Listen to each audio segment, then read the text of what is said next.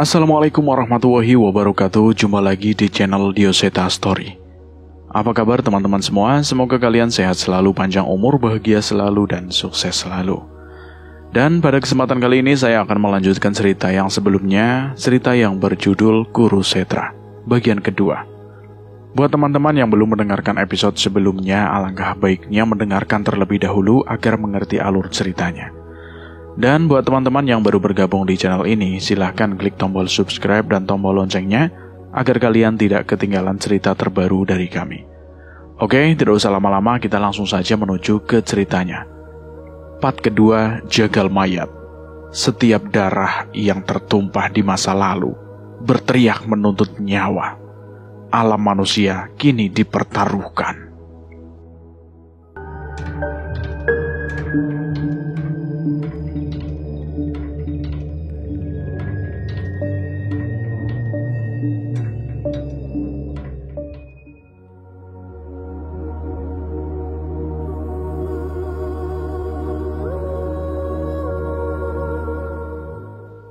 Amanah pusaka. Manusia tidak pernah bisa menebak tentang takdir apa yang akan mereka jalani. Namun ketika mereka telah mengerti akan arti dari tujuan hidup mereka, tidak ada satupun langkah yang akan mereka sesali. 3 roh terjebak dalam sebuah goa yang berbatasan dengan laut. Suara deru ombak yang menghantam tebing menguasai suara di telinga kami bertiga. Ah, sial! Seandainya tidak ada tusuk konde itu, kita pasti sudah bisa kembali. Tapi kalau tidak ada ketika tusuk konde itu, mungkin kita sudah mati, Jul. Jawabku sambil berusaha untuk tenang, sementara Pak Lek masih terlihat bermeditasi. Memang saat ini hanya Pak Lek satu-satunya di antara kami yang bisa berhubungan dengan dunia luar. Itu Rogo Sukmo yang Pak Lek kuasai, seolah memiliki rantai yang menghubungkan antara sukmanya dan tubuhnya. Mungkin sebenarnya Pak Lek bisa saja kembali ke tubuhnya. Namun ikatan dengan pusaka tusuk konde itu lebih kuat daripada ikatan sukma ke tubuhnya. Cahyo yang sebelumnya terlihat panik dan kesal, tiba-tiba tertunduk dengan wajah yang cemas. Bagaimana keadaan Wanasura yang sekarang, Yanan? Apa dia bisa bertahan di tubuh kera putih itu? Aku mengerti kegelisahannya. Ini pertama kalinya Cahyo berpisah dalam waktu lama dengan Wanasura. Mereka memang jarang berkomunikasi dengan kata-kata, namun mereka saling mengerti kegelisahan masing-masing saat masih satu tubuh. Mungkin terpisah dengan Wanasura seperti kehilangan satu bagian tubuh bagi Cahyo. Kita nggak akan pernah tahu, Jul. Yang aku tahu, kamu melakukan hal yang tepat ketika memutuskan memindahkan roh Wanasura saat itu. Saat dalam pertarungan itu, aku menyadari ketika Cahyo menahan keris pria bertopeng itu tanpa kekuatan Wanasura. Saat itu tidak jauh dari kami ada Kliwon yang mengamati kami bersama seekor kera berwarna putih dari tempat yang bersembunyi. Cahyo yang menyadari kedatangan kera dan sekejap memutuskan untuk memindahkan roh Wanasura ke kera putih itu.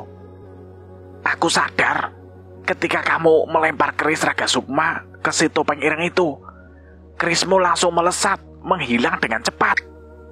Iya, Jul. Baru kali ini aku merasa putus asa. Saat itu, aku hanya memikirkan setidaknya ada sesuatu yang bisa kita tinggalkan seandainya kita tidak selamat. Lah memangnya keris Raga Sukma kamu itu kirim ke siapa toh? Mas Jagat, Jul. Kalau ada orang yang mungkin bisa menggunakan keris Raga Sukma selain aku, mungkin hanya keturunan Sambara yang tersisa, kalau bukan Pak Lek dan Mas Jagat. Cahyo mengangguk, sepertinya ia sependapat denganku.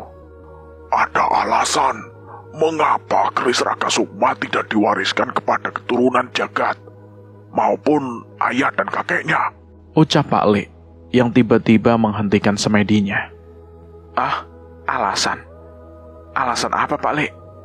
Pak Lek sadar dan Mbok Sar menceritakan tentang Sambara penghancur pusaka.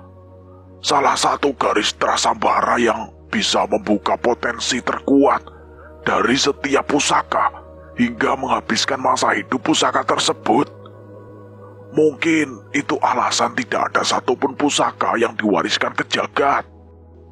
Benar. Boksar atau dia yang memiliki nama besar Kanjeng Sarwina pernah menceritakan pada kami saat menghadapi Trah Biryasono dulu. Benar Pak Le, tapi aku masih merasa bahwa ini pilihan yang tepat. Iya Nan, Pak Le juga setuju. Awalnya Pak Le ingin melemparkan keris Sukma Geni itu juga ke jagat. Tapi Pak Le merasa ada yang lebih mengenal keris Sukma Geni lebih dari siapapun saat ini. Siapa toh Pak Le? Ki Jiwo Setro alias Mbah Jiwo. Dia yang menghidupkan lagi keris Sukma Geni. Dan bila sudah waktunya keris itu mencapai potensi terhebatnya, mungkin hanya dia yang bisa. Aku mengangguk setuju. Ratusan tahun keris Sukma Geni tidak pernah digunakan untuk bertarung. Tapi seorang Mbah Jiwo tidak hanya menghidupkan lagi keris Sukma Geni. Ia juga memberikan bilah hitam pada keris itu. Walaupun yang aku tahu, pengorbanan untuk itu tidak sedikit. Kamu sendiri gimana, Jul? Wanasura dan Kliwon, kamu arahkan kemana? Cahyo hanya menggeleng, menanggapi pertanyaanku. Biar mereka sendiri yang mencari, Nan. Aku percaya sama mereka. Tapi sepertinya aku bisa menebak mereka akan pergi kemana. Kemana Jul emangnya? Guntur dan Dirga. Cahyo mengangguk, membalasku. Iya. Pada akhirnya kami juga sepakat bahwa mungkin mereka semua bukanlah yang terkuat. Namun merekalah yang sangat kami percaya untuk menitipkan kekuatan kami terlebih dahulu. Masih di tengah kebingungan kami, tiba-tiba kami menyadari bahwa ombak yang sedari tadi terus menderu sudah sangat tenang sejak beberapa saat tadi. Ada yang mendekat.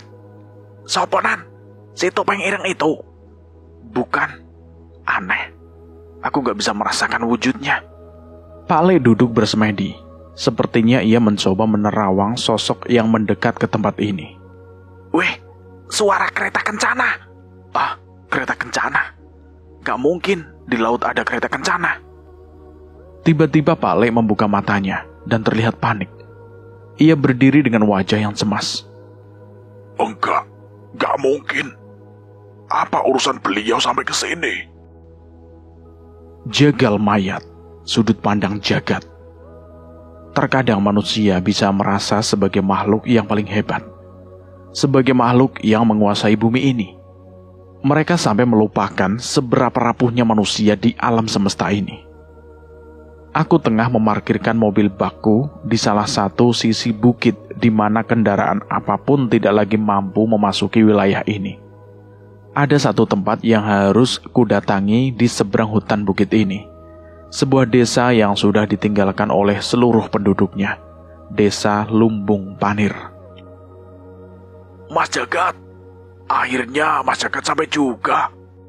Seorang pria parubaya menghampiriku dari sebuah pos hutan yang terbuat dari bangunan bambu sederhana. Ia menghampiriku bersama seorang perempuan, istrinya sendiri. Maaf Pak, Bapak yang mengirimkan surat ini ke saya lewat sopir pengantar sayur.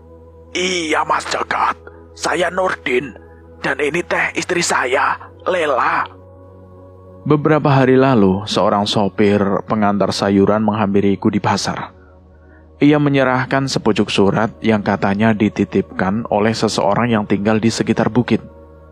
Aku membaca dan ternyata surat itu berisi permintaan tolong dari mereka. Kami teh dari desa Tugu Panir, Mas. Desa yang paling dekat dengan desa Lumbung Panir. Waktu itu kami baru saja pulang mengantarkan makanan ke sopir-sopir penambang pasir. Dan saat itu Bu Lela tertahan. Ia seperti tidak sanggup melanjutkan ceritanya. Pak Nurdin mengelus punggung Bu Lela dan menggantikan melanjutkan cerita itu. Saat itu, anak saya, Entis, bertingkah aneh, Mas. Dia seperti kesurupan. Matanya terus melotot, wajahnya pucat, dan ia berjalan meninggalkan desa. Kami melarangnya, namun Entis melawan. Dengan bantuan warga, akhirnya kami bisa membawa pulang Entis. Tapi itu tidak lama, Mas. Pak Nurdin menceritakan saat semakin malam perilaku Entis semakin tidak karuan. Bahkan orang yang dipercaya mampu menangani hal gaib di desa pun kewalahan. Menurut mereka, tidak normal seorang perempuan memiliki tenaga sebesar itu. Entis sudah diikat, namun ia melepaskan diri dengan tenaganya dan melukai warga desa yang mencoba menahannya. Entis pun melarikan diri saat malam semakin larut. Ia mengarah ke desa di balik bukit, desa yang konon ditinggalkan oleh warganya belasan tahun yang lalu. Entis mengarah ke desa Lumbung Panir. Langkahnya semakin cepat menuju desa terkutuk itu. Kami dan warga desa mencoba menyusul, tapi kami semua terhenti seketika saat itu. Jelas Bu Lela yang dilanjutkan oleh suaminya. Hutan bukit itu, Mas. Tiba-tiba kami dihadang sekumpulan jasad pocong yang berserakan di hutan. Mereka seperti baru saja digali dari makam-makamnya, Mas. Aku merinding mendengar cerita itu. Terlebih Pak Nurdin menceritakan bahwa pocong-pocong itu berusaha untuk bergerak layaknya akan kembali hidup. Tidak ada yang berani, Mas. Warga desa teh semuanya mundur. Kami ingin terus mengejar Entis, tapi warga desa melarangnya, Mas. Iya, Pak. Warga desa sudah benar. Nekat pergi menyusul Entis mungkin hanya akan menambah korban. Mas Jagat bisa menolong kami kan, Mas? Saya akan mencoba semaksimal mungkin, Bu. Semoga saja memang Tuhan memilih saya untuk menyelesaikan masalah ini. Sekarang Pak Nurdin dan Bu Lela kembali ke desa ya, dan bantu saya dengan doa. Baik, Mas. Terima kasih. Iya, Mas. Terima kasih. Mereka berdua pun meninggalkanku dan berjalan menuju desanya. Walaupun desa Tugu Panir adalah desa terdekat, setidaknya mereka masih harus berjalan beberapa kilometer untuk sampai ke sana. Semoga saja mereka bisa kembali dengan selamat. Tidak ada yang salah dengan cerita mereka berdua. Baru berjalan beberapa langkah saja, aku sudah merasakan hawa-hawa yang membuat aku merasa merinding. Di sekitarku hanya hutan-hutan yang tidak terlalu besar. Tanamannya tidak terlalu rimbun. Bahkan mungkin bila di siang hari aku masih bisa melihat desa-desa di jalur yang aku lewati ini. Tapi saat ini benar-benar berbeda. Suara tangisan, suara teriakan, hingga suara tawa yang aneh terdengar di sekeliling hutan ini. Tapi anehnya, aku masih belum bisa memastikan wujud mereka yang ada di sini. Aku berusaha untuk tidak memperdulikan dan terus melangkah ke desa mati di balik bukit ini. Tempat ini terasa seperti menyambutku. Saat aku melangkah, kabut tebal mulai muncul menyelimutiku. Dan yang aneh dari kabut ini, bau amis tercium dari kabut yang menutupi hutan bukit ini. Dalam beberapa jam, aku pun melewati hutan itu tanpa ada halangan yang berarti dan mulai menuruni bukit. Tapi firasatku benar-benar tidak enak. Saat menoleh ke belakang, tidak ada satupun sosok yang berada di hutan. Walau begitu, aku merasakan dengan jelas seolah ada sekumpulan setan di hutan itu yang memandang dari atas bukit sana dan menertawaiku. Tempat tujuanku saat ini ada tepat di depan mataku, desa Lumbung Panir. Tapi saat ini, aku terhenti. Kali ini aku benar-benar tidak yakin dengan apa yang aku lakukan. Biasanya ada Dirga yang menemaniku, walaupun masih kecil. Pemikirannya sangat bisa membantuku mengambil keputusan. Tapi entah mengapa, sekarang aku ragu. Aku melirik sedikit ke atas ransel yang aku bawa. Ada keris Raga Sukma yang Danan kirimkan padaku di sana. Aku masih belum mengerti maksud Danan. Yang aku tahu ia juga dalam bahaya.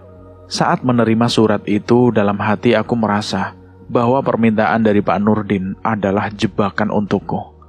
Mungkin hal seperti ini juga yang terjadi pada Danan, Cahyo, dan Pak Le yang tidak bisa kuhubungi sejak aku menerima keris ini. Aku berpikir, bila aku menghadapi jebakan ini, mungkin saja aku bisa mendapatkan jejak keberadaan mereka. Sayangnya tidak mungkin juga aku melibatkan Dirga dalam hal yang sudah jelas-jelas berbahaya seperti ini. Desa mati lumbung panir. Bermacam-macam desas-desus terdengar dari desa ini. Warga desa lain mengatakan bahwa desa ini terkena kutukan hingga banyak warga yang mati. Ada pula yang mengatakan bahwa wabah menyerang desa ini.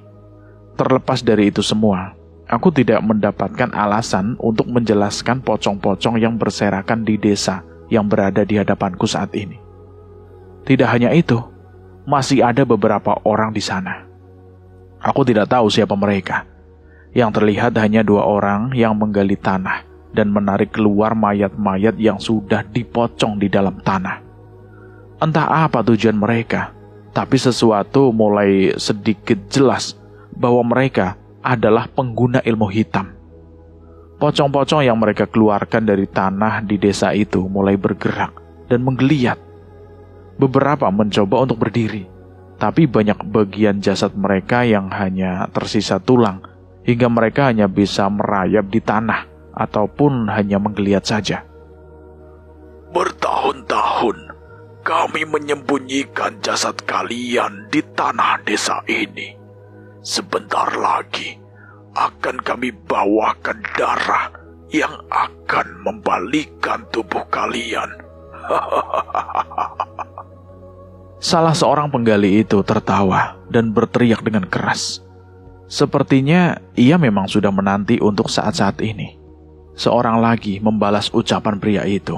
Namun sayangnya, aku masih terlalu jauh dan tidak dapat mendengar perbincangannya.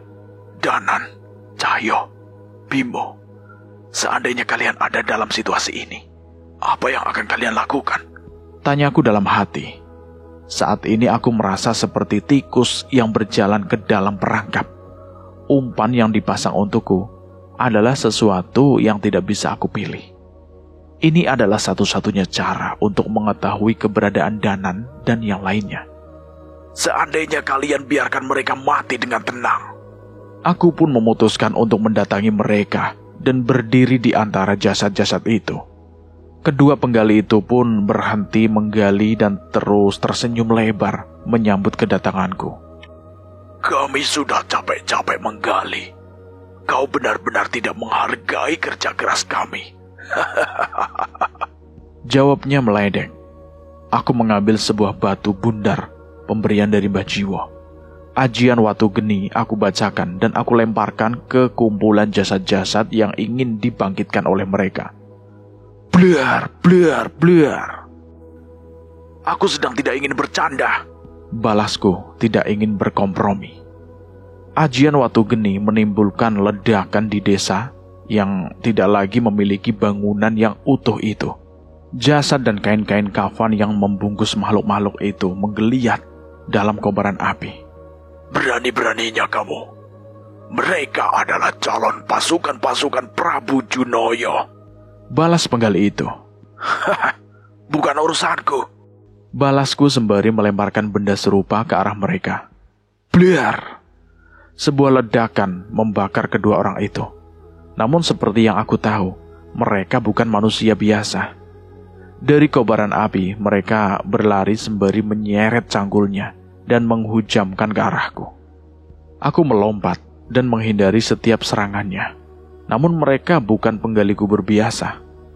Ternyata begitu kuat, hingga tanah dan bebatuan yang terkena cangkulnya hancur begitu saja. Darahmu sudah dinanti oleh Tuhan kami. Sepertinya kami tidak harus membawamu hidup-hidup. Mereka berdua mengepungku dan memukulkan ujung cangkulnya sekuat tenaga. Kekuatan hitam menyelimuti ujung cangkul mereka yang aku rasa dengan sekejap bisa membelah tubuhku menjadi 2. Trang! Cangkul mereka beradu. Aku tidak lagi ada di antara mereka. Alam manusia tidak cocok untuk makhluk keji seperti kalian. Aku pun muncul di belakang mereka dan memindahkan mereka satu persatu ke alam yang baru saja kutemukan.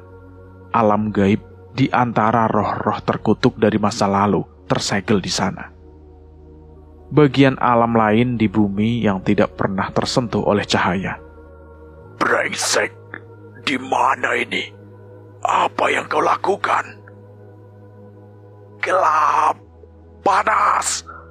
Apa ini semua? Ucap kedua penggali itu. Aku tidak heran dengan kepanikan mereka. Reaksi mereka sama seperti saat aku menemukan alam ini pertama kali. Hanya kegelapan dan hawa panas yang dirasakan di alam terkutuk ini. Namun bukan itu yang terburuk. Ini alam leluhur Sambara. Tempat kami mengurung makhluk terkutuk seperti kalian. Berdoa saja kalian tidak menjadi bangsa dari musuh-musuh kami yang masih bertahan dari masa lalu. Tunggu. Jangan tinggalkan kami di tempat ini. Suara apa itu? Bawa kami pergi dari sini. Aku tidak memperdulikan mereka dan kembali ke dalam kegelapan. Aku tidak bisa lama-lama berada di tempat ini. Suara tangisan yang tidak berhenti, geraman hewan buas, dan suara langkah kaki tanpa wujud saling mengincar di alam ini. Tanganku. Ada yang memakan tanganku. Pergi. Makhluk apa yang melilit tubuhku? Dari dalam kabut, aku mendengar suara teriakan mereka berdua. Namun aku tidak peduli. Mereka pantas berada di sana. Tepat saat kembali ke alam manusia, aku terjatuh. Brak! Melintasi alam itu membutuhkan tenaga yang tidak sedikit. Namun dari apa yang aku lakukan tadi, setidaknya aku bisa memastikan bahwa alam itu bisa menjadi senjata pamungkas untuk menghadapi lawanku yang kuat. Sosok-sosok pocong yang baru bangkit menyambutku saat kembali ke alam ini. Walau tubuh mereka belum sempurna, tapi naluri mereka untuk membunuhku tidak surut. Aku memberikan pilihan untuk kalian mati sekarang dan mempertanggungjawabkan perbuatan kalian di akhirat, atau kalian lebih berharap roh kalian berada di dunia antara dan hanya menunggu Tuhan kalian mencoba terus membangkitkan dan memperbudak kalian. Ucapku sambil duduk bersila di tengah desa mati itu. Suara gembertak gigi dari tengkorak-tengkorak pocong itu terdengar. Beberapa bersuara mengerikan seperti suara eluhan kerbau. Namun belum ada satupun dari mereka yang mendekat ke arahku. Di tengah desa itu, aku melantunkan ayat-ayat suci untuk mengiringi mereka yang sudah sangat tersiksa saat terperangkap oleh massa. Satu demi satu dari mereka kesakitan dan terbakar. Api itu tidak lebih sakit dari api neraka. Namun setidaknya, ayat-ayat suci yang mereka terima memberikan kesempatan pada mereka menerima hukuman dan pengampunan sebelum mereka sepenuhnya menjadi iblis. Aku menarik nafas lega. Sepertinya ayat-ayat yang aku bacakan tidak hanya menenangkan mereka, tapi juga membuat aku merasa lebih tenang dan merasa lebih siap untuk memasuki desa ini lebih dalam. Talang, jangan.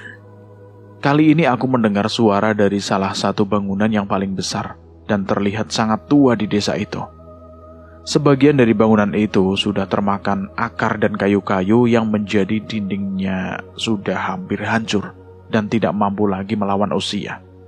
Seketika aku mempercepat langkahku untuk ke arah bangunan itu. Tapi sebelum aku sampai ke sana, aku melihat pemandangan yang membuat aku kesal. Bangunan itu dikelilingi oleh makhluk-makhluk berbagai wujud yang berada di sana, seolah-olah tertarik akan sesuatu. Saat semakin mendekat, aku menyadari sesuatu. Ada makhluk kerdil bertubuh hitam menjilati sesuatu yang mengalir keluar dari rumah itu. Itu darah. Ada sesuatu yang terjadi di dalam bangunan itu yang menyebabkan darah segar mengalir di sana. Hentikan. Sakit. Suara seorang wanita terdengar dari sana. Mungkinkah itu Entis? Aku mencoba tidak menghiraukan setan-setan alas yang mengerubungi rumah itu dan memasuki pelataran bangunan itu.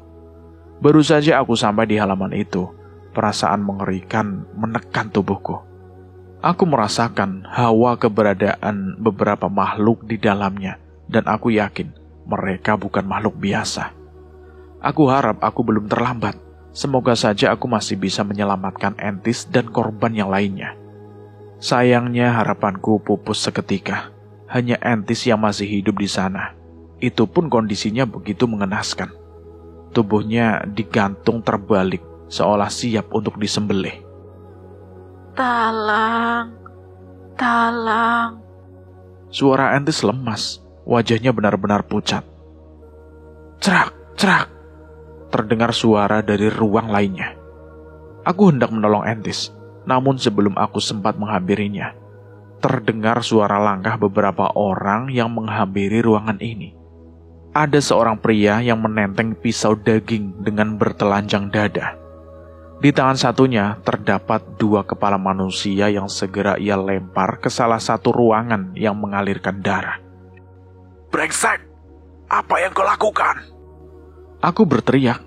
Orang itu hanya menolehku sejenak dan tidak memperdulikanku. Ia kembali melanjutkan niatnya menghampiri Entis. Jelas aku tidak akan membiarkannya. Jangan berani-beraninya kau sentuh dia. Ucapku yang segera menangkap tangan orang itu. Tidak main-main, orang itu segera menebaskan pisaunya ke arahku. Aku menghindar dan seketika ruangan itu menjadi arena pertarungan kami. Tidak ada kata-kata yang keluar dari mulut orang itu. Aku menduga dari gelagatnya sosok tukang jagal itu memang bisu. Brak!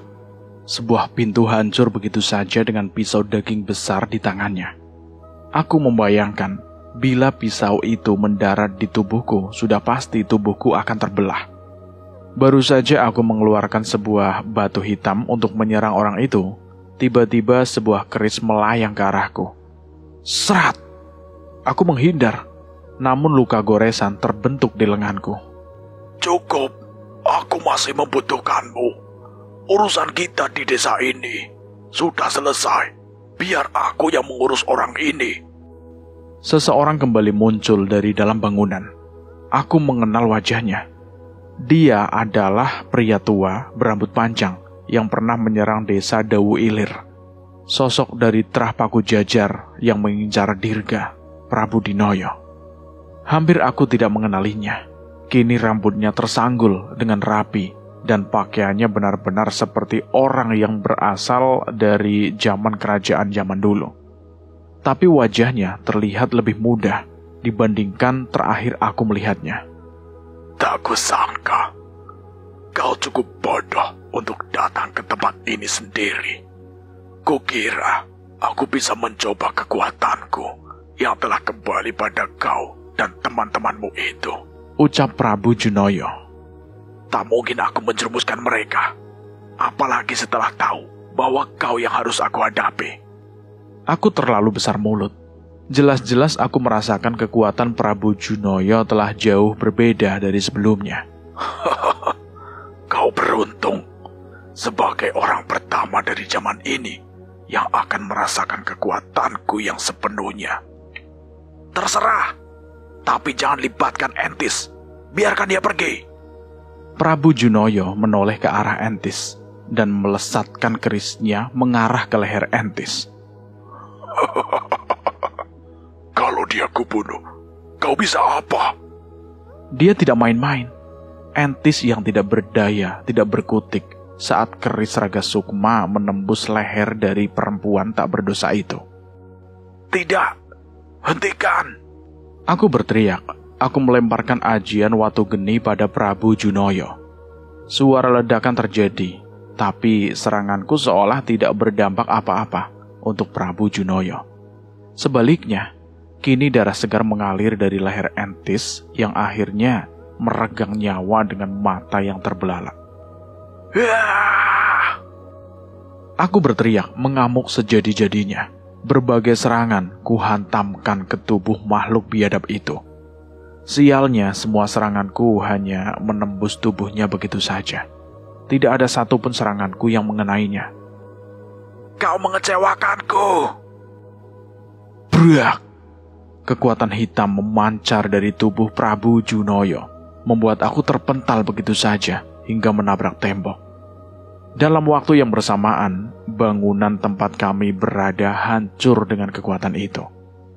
Bangunan itu runtuh, namun dengan sigap, beberapa orang muncul dari reruntuhan itu bersama dengan Prabu Junoyo yang masih berdiri tegap.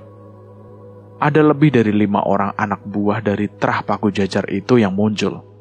Salah satu adalah sang tukang jagal. Kalian bereskan tempat lain. Kita masih membutuhkan pasukan untuk ritual Segoro Gede. Perintah Prabu Junoyo. Aku berusaha untuk berdiri menghadapi makhluk itu. Kali ini aku benar-benar tidak tahu apa yang akan terjadi padaku. Setelah tahu, tidak ada lagi yang bisa aku selamatkan di tempat ini. Mungkin aku bisa memilih untuk melarikan diri. Tapi itu artinya, makhluk biadab ini akan berbuat seenaknya dan memakan lebih banyak korban lagi. Aku mencoba kemungkinan dengan membacakan sebuah mantra untuk melintasi alam gaib. Tingkatan alam di mana semua yang berada di alam manusia terlihat hitam dan putih. Kabut putih menutupi alam yang dihuni oleh makhluk-makhluk siluman. Sayangnya, dalam waktu yang tidak terpaut lama, aku merasakan sosok Prabu Junoyo juga berpindah ke alam ini. Aku terus berlari dan berpindah ke alam lain. Namun sialnya, Prabu Junoyo terus mengikutiku. Sempat aku berpikir untuk membawa Prabu Junoyo ke alam leluhur Sambara. Tapi entah mengapa aku ragu. Bila ia mengetahui keberadaan alam itu, mungkin ia bisa melakukan sesuatu yang berbahaya di sana. Apalagi aku tidak tahu kalau ternyata Prabu Junoyo juga mampu berpindah alam. Aku dikurung selama ratusan tahun di Siti Kawaruhan. Kau pikir aku tidak mampu mengejarmu di alam seperti ini? Aku benar-benar kewalahan. Bahkan ilmu lintas alamku pun juga dimiliki olehnya. Cukup. Tak kusangka aku akan menghadapi seorang pengecut. Terserah ia ingin berkata apa. Namun aku berusaha untuk berpikir rasional. Selama aku masih hidup, aku masih bisa menemukan cara untuk mengalahkannya bersama yang lain. Bagaimana jika kau mati dengan senjata temanmu sendiri? Tawa Prabu Junoyo. Sial. Di alam yang dipenuhi kabut, sekumpulan roh gentayangan sedang menonton pertarungan hebat sebelah ini. Sementara itu, satu persatu pecahan keris Dasa Sukma Dirga melayang-layang di udara dengan ujungnya yang mengarah kepada aku. Tenang saja, tidak akan kusia-siakan mayatmu. Dengan cepat, pecahan-pecahan keris Dasa Sukma melesat ke arahku. Aku menghindarinya dengan hati-hati. Sialnya, ia jauh lebih menguasai keris Dasa Sukma dibanding Dirga. Mati. Keris-keris itu pun mengejarku secara bersamaan dengan kekuatan hitam yang menyelimutinya. Blar! Ledakan asap hitam menyelimutiku. Cerang, cerang, cerang. Aku melesat, menembus asap hitam itu dan menahan semua serangan keris itu dengan keris Raga Sukma di tanganku. Maaf Danan, kupinjam kerismu. Dengan cepat, aku berpindah melalui alam lain dan muncul di belakang Prabu Junoyo. Secepat mungkin, aku menghujamkan keris Raga Sukma. Namun Prabu Junoyo menghindar dan memerintahkan keris Dasa Sukma untuk menyerangku lagi. Cerang! Pertarungan sengit terjadi antara keris Raga Sukma dan keris Dasa Sukma. Aku terus mencoba mencari celah untuk mengejar Prabu Junoyo. Namun itu tidak semudah yang aku kira. Tak kusangka kau bisa memberikan perlawanan. Benar, aku menyadari sesuatu. Mungkin pukulanku tidak bisa menyentuh tubuhnya. Tapi dia menghindar dari serangan keris Raga Sukma. Apa itu artinya seranganku dengan keris ini bisa melukainya? Di tengah pertarunganku, tiba-tiba terdengar suara petir yang menyambar dengan keras. Padahal, aku berada di alam yang berbeda. Bagaimana suara petir itu bisa sampai ke tempat ini? Wajah Prabu Junoyo berubah seketika. Ia memperhatikan arah suara petir itu berasal, seolah memang petir itu ditunjukkan untuknya. Sudah saatnya Sudah saatnya aku membangkitkan ratuku. Prabu Junoyo berteriak tiba-tiba. Aku tidak mengerti apa yang terjadi, tapi tiba-tiba serangan makhluk itu terasa semakin tajam. Aku tidak punya waktu lagi untuk bermain-main. Seketika terjadi retakan di udara di alam ini. Saat itu seketika aku kembali ke alam manusia. Dan saat yang bersamaan, dari bayangan Prabu Junoyo muncul raksasa besar bertubuh hitam. Kukunya sepanjang lengan manusia dengan taring yang begitu panjang. Buto Jagar, dia makananmu. Gila, dia menyembunyikan raksasa seperti ini di bayangannya. Sekuat apa makhluk yang sedang kami lawan ini?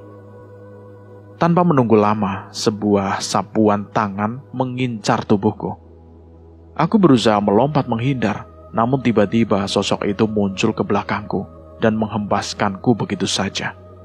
Aku terpental hingga menabrak sebuah pohon. Darah bermuncratan dari mulutku dan aku mulai kesulitan untuk bergerak. Takut. Sebentar lagi, ratusan makhluk seperti Buto Jagar akan bangkit. Dan itulah saatnya dimulai perang gaib dari berbagai ras gaib dan manusia. Perang terbesar akan kembali terulang, dan kekuatan gaib akan meledak di padang itu. Saatnya setan-setan yang mati di perang itu bangkit menuntut balas, dan demi mereka, kami akan mengundang lagi perang keramat padang Kurusetra. Ucap Prabu Junoyo dengan semangat. Tak kusangka ada makhluk gila yang ingin mengulang peperangan yang aku kira tidak pernah ada. Tanah Jawa akan hancur dalam waktu singkat bila memang perang itu akan terulang lagi. Pasti ada cara untuk menghentikannya, dan aku yakin Danan pasti punya maksud saat mengirimkan keris ini padaku. Sebelum mati, tidak ada salahnya aku mencoba hal itu. Ucapku yang hampir kehilangan harapan atas pertarungan ini. Aku berpindah ke beberapa alam dan bersembunyi dari Buto Jagar dan Prabu Junoyo. Jelas aku tahu dalam sekejap mereka akan menemukanku. Tapi setidaknya aku memiliki sedikit waktu untuk membaca mantra itu. Jagatlah lembut buatan duwe wujud. Kulo nimbali, surga loka, surga kayangan. Ketuh mulai sampun nampani, tekan asa, tekan sedanten. Tepat saat aku menyelesaikan mantra itu, seketika Buto Jagar sudah menyusulku. Cakarnya dengan mudah menghantamku, meski aku sudah mencoba menahannya. Sekali lagi aku terpental dan membuat aku kembali tidak berdaya. Sial, aku gagal. Rupanya benar, mantra itu hanya dapat digunakan untuk mereka yang terpilih saja. Aku kecewa. Sepertinya ini adalah akhir hayatku. Aku pikir, saat aku mati, aku akan dijemput oleh bidadari malaikat yang cantik jelita. Tapi siapa sangka, saat ini yang membawaku ke kematian adalah raksasa hitam yang sangat buruk rupa. Dirga, semoga kamu selamat. Doaku yang seketika teringat akan Dirga. Wajah Buto Jagar yang mengerikan itu mendekat, memamerkan taring-taringnya yang tajam. Aku sudah bersiap bertahan dengan semua yang tersisa pada diriku, walaupun aku tahu akan sia-sia. Tapi sebelum wajah itu mendekat, tiba-tiba selendang hitam besar menutupi wajah makhluk itu, bersama kemunculan sosok wanita yang berwajah mengerikan. Walau mengerikan, sosok itu seperti mencoba untuk menolongku. Nyi Sendarangu. Aku mencoba menebak siapa sosok itu. Ia pun menoleh, dan saat semakin jauh dari Buto Jagar, wajahnya kembali seperti yang aku kenal. Kita pergi dari sini. Perintah Nyi Sendarangu tiba-tiba. Ada kekuatan yang mengalir ke tubuhku yang berasal dari Nyi Sendarangu. Seolah ia memberi isyarat agar aku menggunakan kekuatannya untuk berpindah alam. Dengan segera, aku membawa kami berdua berpindah ke alam manusia. Jagat, kita ke alam lain. Jangan ke tempat ini. Setidaknya aku bisa membawa jasad Entis kembali ke orang tuanya. Ucapku yang sekuat tenaga berusaha untuk mencari keberadaan jasad Entis di antara reruntuhan. Tapi jasad itu tidak ada.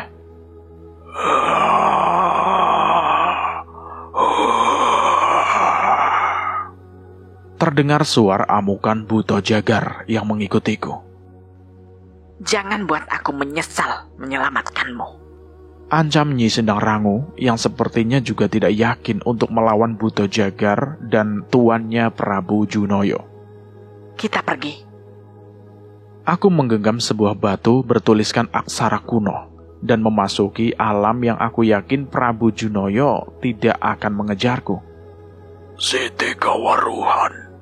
Tepat saat aku sampai ke tempat itu, aku terjatuh dan memuntahkan darah. Seluruh tenagaku sudah habis, dan luka di tubuhku juga cukup dalam. Jagat, mengapa di alam ini? Nyi Sendang Rangu bingung. Ini adalah tempat Prabu Junoyo dikurung. Seharusnya ia berpikir 2 kali untuk menyusulku ke sini. Terlebih saat ini ada Nyi Sendang Rangu. Aku mencoba mengatur nafasku dan menenangkan diri sebisaku. Keberadaan Nyi Sendang Rangu membuat tidak ada makhluk di alam ini yang berani mendekati kami. Namun tetap saja, kegagalanku membuatku tidak bisa berpikir dengan tenang.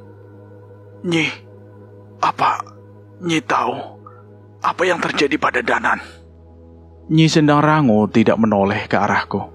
Ia berkata seolah tidak yakin dengan jawabannya. Mereka mempercayakan bencana ini pada kalian. Bukan itu yang saya tanyakan, Nyi. Kalian kumpulkanlah kekuatan seperti yang dilakukan oleh Danan dan yang lainnya sebelum ini. Akan ada pertempuran besar yang mempertaruhkan nyawa banyak orang. Nyi, katakan saja, Danan sudah mati. Aku tanya yang tidak tahu bagaimana lagi harus mencari tentang keberadaan mereka. Nyi Sendang Rangu menggeleng. Aku tidak tahu. Aku hanya tidak dapat merasakan lagi keberadaan mereka. Aku merasa Nyi Sendang Rangu masih tidak ingin menerima kenyataan ini. Tapi bila sosok makhluk seperti Nyi Sendang Rangu yang sudah memiliki ikatan dengan Danan tidak bisa merasakan keberadaannya, bukankah itu adalah sebuah kesimpulan? Tidak ada kata-kata terucap di antara kami setelah itu. Aku hanya mengepalkan tanganku, kesal, tidak mampu berbuat apa-apa dengan apa yang terjadi pada Danan. Namun di tengah kekesalan kami, tiba-tiba Nyi Sendang Rangu bereaksi. Ada sesuatu yang melayang ke arah kami. Sebuah selendang berwarna hijau. Ini. Aku mengambil selendang itu dan Nyi Sendang Rangu segera mengenalinya. Selendang ini adalah sebuah pesan. Pesan? Kita di Siti Kawaruhan. Siapa yang bisa mengirim pesan kepada kita? Nyi Sendang Rangu berpikir sejenak dan memperhatikan selendang itu. Ia mengikatnya di pinggang dan menggerakkan jemarinya yang lentik dengan selendang itu. Menembus alam ini bukan hal yang sulit bagi beliau, ucap Nyi Sendang Rangu yang segera mengambil posisi bermeditasi dengan selendang hijau penghias tubuhnya. Aku mencoba menebak siapa yang dimaksud oleh Nyi Sendang Rangu, namun aku benar-benar tidak mendapat petunjuk apapun. Dalam meditasinya, Nyi Sendang Rangu tersenyum. Air matanya menetes. Sepertinya pesan yang datang bukanlah hal yang buruk. Ini pesan dari Laut Selatan, ucap Nyi Sendang Rangu di tengah meditasinya. Aku tidak berani mengganggunya dan hanya bisa menunggu apa yang akan Nyi Sendang Rangu katakan. Mereka belum mati, Danan, Cahyo, dan Pak Le. Roh mereka selamat, dan saat ini mereka dalam perlindungan Laut Selatan. Mendengar ucapan itu, aku bernafas lega. Kini aku mengerti arti dari senyuman Nyi Sendang Rangu itu. Sesaat kemudian, Nyi Sendang Rangu membuka mata dan melepas selendang hijau itu. Angin berhembus menerbangkan selendang yang menghilang begitu saja dari pandangan kami. Saat Batara Kala memakan rembulan, perang itu akan dimulai. Dan kitalah yang akan menghadapi mereka. Tanpa mereka bertiga. Mereka pasti akan kembali. Saat ini, mereka sedang menghimpun kekuatan untuk menghadapi makhluk-makhluk sekuat Prabu Junoyo dan Buto Jagar itu. Aku masih tidak mengerti dengan apa yang dikatakan Nyi Sendang Rangu. Tapi kabar tentang mereka yang masih hidup saja sudah membuat aku cukup tenang. Sepertinya saat ini sudah saatnya aku mengetahui perkembangan Dirga. Kita kembali ke sudut pandang Danan. Kami kembali ke alam ini, tempat di mana ruang dan waktu tidak berkuasa. Sebuah alam yang memiliki kesadarannya sendiri yang siap memakan kewarasan siapa saja yang memasukinya. Berbagai makhluk yang terjebak dari berbagai alam dan berbagai masa menjadi satu di tempat ini. Sebuah alam, tempat di mana bangsa dedemit dan setan berasal. Jagat Segoro Demit.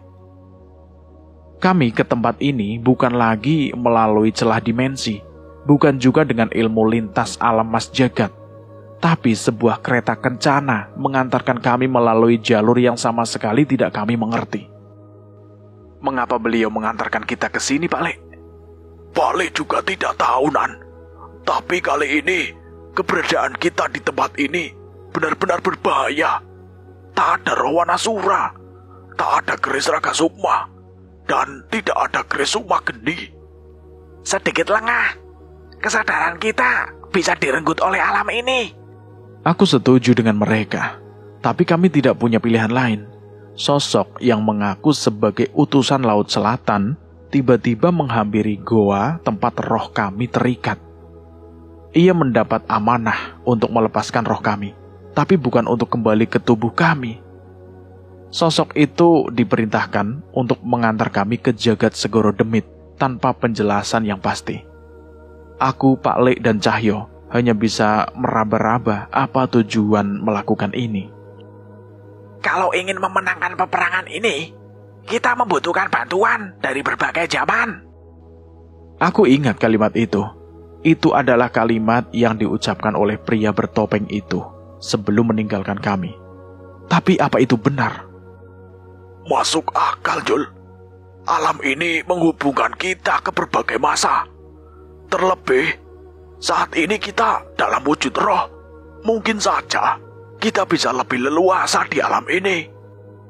Jelas, Pak Le. Langit hitam, pohon-pohon kering yang sudah menghitam, dan makhluk yang haus akan darah menghiasi pemandangan di sekitar kami. Aku menatap sekitar dan benar-benar tidak menyangka akan kembali lagi ke alam ini. Nan, minggir Nan, minggir. Cahyo berteriak yang menyadari kedatangan bola api yang mengincar kami. Kami menghindar, namun bola api itu juga tidak sendiri. Bila melihat dengan jelas, seperti ada kepala manusia yang terbakar di kobaran api yang mengejar kami itu. Banaspati? Bukan. Makhluk ini memiliki kesadaran. Ucap Pak Le. Cahyo membacakan ajian penguat raga, sementara aku membacakan ajian pada kepalan tanganku. Cahyo menendang sebuah batu yang dalam sekejap menghantam makhluk itu. Dan ajian lebur saketi, sebuah pukulan jarak jauh memusnahkan satu makhluk yang lainnya. Panjul, Danan, lari! Bukan kami yang tidak mampu menghadapi makhluk itu. Namun dari jauh, Pak Le sudah menyadari pergerakan makhluk yang mengincar keberadaan kami. Sialnya, kami lengah. Saat kami sedang memikirkan apa yang akan kami lakukan di alam ini, setan-setan sudah berkerumun dan mengincar kami. Kami tidak sadar keberadaan siluman ular sebesar pohon yang menghadang kami. Belum lagi, pasukan raksasa dari berbagai ukuran sudah berlari mengejar kami dari jauh.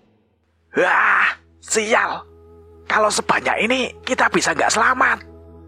Sayangnya kami memang tidak melihat jalan keluar lagi dari tempat ini. Seluruh tempat sudah terkepung. Kalian itu roh, kenapa tidak melayang saja? Tiba-tiba terdengar suara seorang pria dari sekitar kami. Anehnya kami tidak bisa melihat wujud orang itu. Benar, ikuti Pak Le. ucap Pak Lek. Dengan cepat kami melayang setinggi-tingginya dan melesat menuju tempat kemana firasat Pak Lek menuntun kami. Tidak jauh, tapi ada sebuah danau hitam di mana tidak ada setan yang bersarang di sana. Kami pun mendarat dan memastikan keadaan sekitar. Aku cukup lega mengetahui kami berhasil lolos dari makhluk-makhluk itu. Benar juga, ini pertama kalinya kami masuk ke alam ini dalam tubuh roh. Mukamu kenapa, Tonjol? Kok ngeselin kayak gitu? Ucapku yang menyadari wajah Cahyo yang memandang kami dengan sinis. Apa ndak keselan? Kalian kan sudah tahu toh rasanya Rogo Sukmo mengambil wujud roh. Masa bisa melayang saja kalian gak sadar? Hah, walah. Kirain apa, Tonjol? Yo, namanya lupa. Kan ndak inget, Tonjol. Piye to kowe? Lagi pula, namanya sedang panik. Kami yang terbiasa berjalan dengan dua kaki tidak akan berpikiran untuk melarikan diri dengan melayang. Sebaiknya, kalian juga jangan lama-lama di tempat ini juga. Hampir tidak ada tempat aman di alam ini. Suara itu terdengar lagi. Tapi kali ini sosok suara itu mulai menampakkan wujudnya dari balik bayangan kami. Seorang pemuda dengan umur yang tidak jauh dari umurku. Entah mengapa, aku seolah mengenalnya. Wajahnya benar-benar tidak asing seperti aku sudah mengenalnya begitu lama. Dan yang lebih penting, bagaimana pemuda itu bisa berada di jagat Segoro Demit. Cerita ini bersambung dulu sampai di sini dan saya akan melanjutkannya lagi di part ketiga. Bagaimana menurut teman-teman tentang cerita ini? Silahkan tulis di kolom komentar. Terima kasih buat teman-teman semua yang sudah mendengarkan cerita ini sampai habis. Semoga kalian sehat selalu, panjang umur, bahagia selalu. Dan buat teman-teman yang baru bergabung di channel ini, silahkan klik tombol subscribe dan tombol loncengnya, agar kalian tidak ketinggalan cerita terbaru dari kami. Dan saya mohon maaf jika ada kesalahan kata. Saya pamit undur diri. Wassalamualaikum warahmatullahi wabarakatuh. Jagat Segoro Demit.